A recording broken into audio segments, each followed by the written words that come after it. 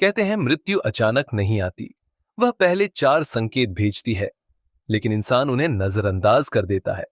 आज divine dialogue लेकर आया है एक ऐसी कथा जो जीवन का सच बताती है। किसी गांव में एक ज्ञानी संत रहते थे, महात्मा शिवानंद। अपने प्रवचनों में वे अक्सर कहते थे, मृत्यु से पहले 4 चिट्ठियां आती हैं। गांव वाले उनकी बात को हल्के में लेते थे और हंसकर टाल देते थे। उसी गांव में रहता था सेठ धनराज, धनवान पर घमंडी। एक दिन वह संत के सत्संग में पहुंचा और व्यंग्य से बोला, महात्मा जी, मौत की चिट्ठियां भी आती हैं क्या?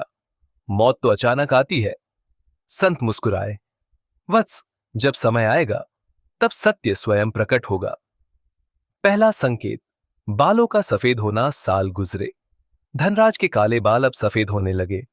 आईने में खुद को देखकर उसे संत की बात याद आई, पर उसने खुद को समझा लिया, यह तो बढ़ती उम्र है, इसमें मौत का क्या लेना देना। दूसरा संकेत, नजर का कमजोर होना। कुछ और समय बीता, अब पास की चीजें भी धुंधली दिखने लगीं। उसे चश्मा लगाना पड़ा। फिर वही बात, ये तो सबके साथ होता है, कोई बड़ी बात नहीं। तीसरा संकेत, शरीर की थकान। अब शरीर पहले जैसा साथ नहीं दे रहा था। जो काम वह घंटों में करता था, अब कुछ मिनटों में ही थक जाता था।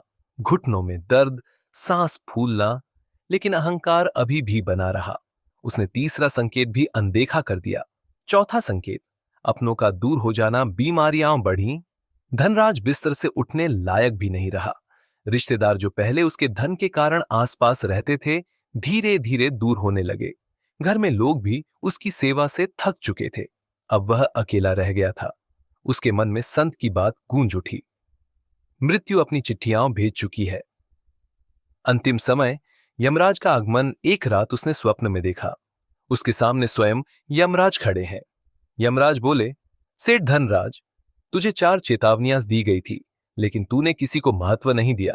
अब तेरे जीवन का समय पूरा हो चुका है। धनराज रोते हुए बोला, हे देव, क्या मुझे एक अवसर और मिल सकता है?